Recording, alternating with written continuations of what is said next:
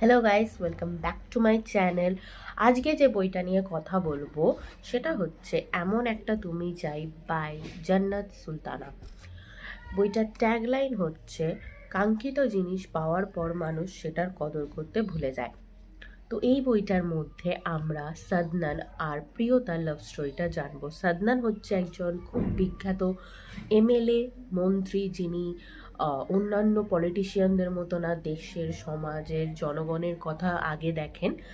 আর প্রিয়তা হচ্ছে একটা খুবই সাধারণ ওনারই পরিচিত একটা বাচ্চা মেয়ে। হ্যাঁ, এই বইটার মধ্যে এজ গ্যাপ রয়েছে।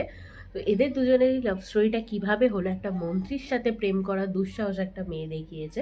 তো সেটাই বা কী করে হলো সেটাই জানতে গেলে তোমাদেরকে পড়তে হবে এই বইটা। তার আগে আমি ব্লার্বটা তোমাদেরকে বলে শোনাই। প্রথম ভালোবাসা অনেক সময় অসমাপ্ত থেকে যায়, কখনো বয়সের ব্যবধানের কারণে, কখনো জীবনযাত্রার কঠিন বাস্তবতায়।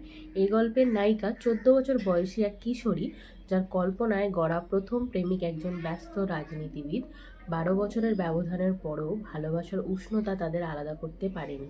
লুকোচুরির সাক্ষাৎ আর চিঠির মাধ্যমে চলতে থাকা এক প্রণয়ের গল্প এটি, যেখানে দায়িত্ব আর আবেগের টানাপোড়েনে বাধা পড়ে থাকে দুইজনের সম্পর্ক।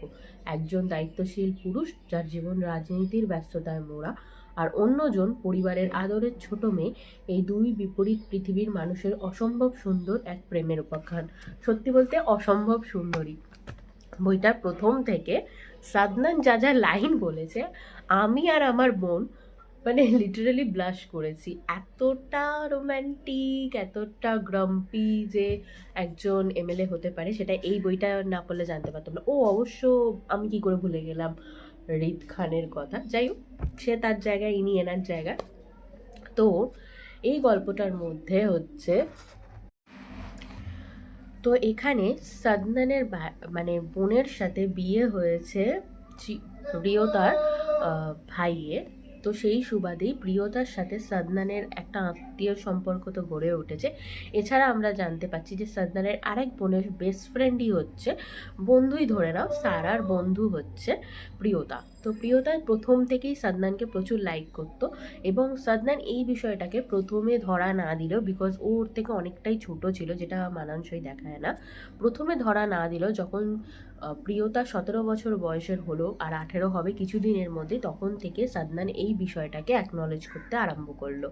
ওদের দুজনের মধ্যে মিষ্টি মধুর আলাপ, লুকিয়ে লুকিয়ে একটা মন্ত্রী কী করে ভালোবাসার জন্য রোম্যান্টিক হয়ে ওঠে, সেগুলো সব এখানে দেখা গেল।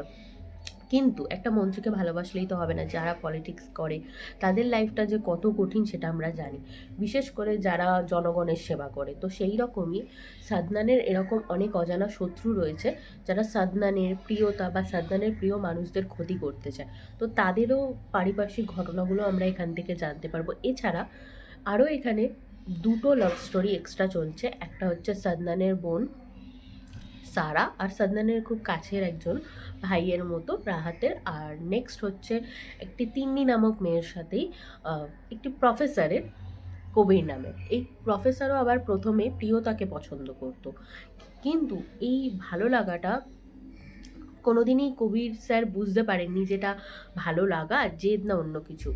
তো আর এই ভালো লাগাটাকে জেদে পরিণত করার পিছনেও কিছুটা সাদনানের হাত রয়েছে। এমন একটা কাজ করেছে যেটা একটু অড, বাট আমাদের শুনলে ভালো লাগবে, ডার্ক রোম্যান্স টাইপের গার্লিদের। কারণ এই কবির স্যার একবার প্রিয়তার হাতে স্কেল দিয়ে মেরেছিল, আর এই খবরটা জানার পর সাদনান তার একটা ছোটোখাটো অ্যাক্সিডেন্ট করিয়ে দিয়েছিল। তো এইরকমই এদের দুজনের ভালোবাসা চলতে থাকে। এদের যে বিয়ে মানে আত্মীয়তার মধ্যে যে বিয়েটা হয় সেটা হয়, এবং ধীরে ধীরে সাদনান নিজের ভালোবাসাটা জানান দিতে থাকে প্রিয়তাকে, এবং প্রিয়তাও ভাবে যে তার শখের পুরুষ, প্রিয় পুরুষকে সে একা নয়, সেও তাকে ভালোবাসে। এর মাঝে সেই যে শত্রুর কথা আমি বললাম, এর মধ্যে একজন যে মেইন শত্রু রয়েছে রাজীব নামক, তাকেও পরাস্ত করার উপায় সাদনান বের করতে থাকে। তো এর মাঝে এদের দুজনের ভালোবাসা বিকশিত হয়, বিয়ের কথা ঠিক হয়। আর এই রাজীবের যে ছেলে রয়েছে সে প্রিয়তাকে উত্ত্যক্তও করে, কিন্তু সাদনান পুরোটাই সবটা সামলে নেয়। আনটিল এমনটা আসে যে সাদনান ঠিক করে যে প্রিয়তাকে বেট হিসাবে দিয়ে বা চারা হিসাবে ইউজ করে এই শত্রুটাকে সায়স্তা করবে। ও সেটা করে, কিন্তু করতে গিয়ে প্রিয়তার কাঁধে গুলি লেগে যায়। কিন্তু তারপরে প্রিয়তার সাথে সাদনানের বিয়ে হয়, বাট বিয়ের পরে প্রিয়তা এই বিষয়টা জানতে পারে এবং সে এই বিষয়টাকে মেনে নেয় না। এরপরে 3 বছরের জন্য প্রিয়তা হারিয়ে যায় এবং ওর টুইন বেবি হয় এবং সেটা পরে গিয়ে সাদনান জানতে পারে, সাদনান খোঁজ লাগায় এবং তারপরে দুজনের হ্যাপি এন্ডিং হয়। তো ওভারঅল আমার এই স্টোরিটা প্রথম থেকে শেষ অবধি পড়তে খুবই ভালো লেগেছে। সিরিয়াসলি ব্লাশ করেছি যতবার পড়েছি, কিন্তু আমার এর এন্ডিংটা একটু খটকা লেগেছে। এন্ডিংটা আমার ঠিক অতটা ভালো লাগেনি, একটু বেটার হতেও পারতো, যেন মনে হলো মানে দুম করে কোথায় চলে এলাম, একটা খেই হারিয়ে ফেললাম এরকম টাইপের। আর এছাড়া রাশ করা হয়েছে, মনে হলো তাড়াতাড়ি এন্ডিংটা শেষ করা হয়েছে। আর একটু অন্যভাবেও শেষ করা যেত, যেখানে সাদনান এতটা বেশি বুদ্ধি রাখে, পরের পর মানে এর 10 কদম এগিয়ে থাকে, মানে কি করে যে প্রিয়তা ওকে 3 বছর ছেড়ে রইলো বা ও পেরে গেল, সেটাই হচ্ছে অবাক করা বিষয়। এটা আমার একটু অড লাগলো। ওভারঅল বইটা আমার ভালো লেগেছে, ওই জন্য আমি এই বইটাকে 4.9 স্টার দিয়েছি। 5 এর মধ্যে পুরোপুরি 5 দিইনি, ওই একটা কারণেই। তোমরা এই বইটা মিশো থেকে পারচেস করতে পারো, আমি পুরো অরিজিনাল পেয়েছি 220 টাকা, এর সাথে একদম অরিজিনাল বুকমার্কও পেয়েছি। তোমাদের ভালো লাগবে। যারা হৃদমায়ার প্রেমগাথা পড়েছো, আব্রাহাম রিদ খানকে যাদের ভালো লেগেছে, ওই রকমই নেতা সাহেবের ঝলক দেখতে অবশ্যই তোমরা এই বইটা পড়তে পারো। সাদ্দানের সাথে হৃদের অনেক মিল রয়েছে, পড়তে ভালোও লাগবে। তো ওভারঅল আমার বইটা ভালো লেগেছে। যদি তোমাদের এই ভিডিওটা ভালো লেগে থাকে তাহলে অবশ্যই আমার চ্যানেলটাকে like, share, subscribe and comment করে দিও। দেখা হচ্ছে নেক্সট ভিডিওতে। টাটা।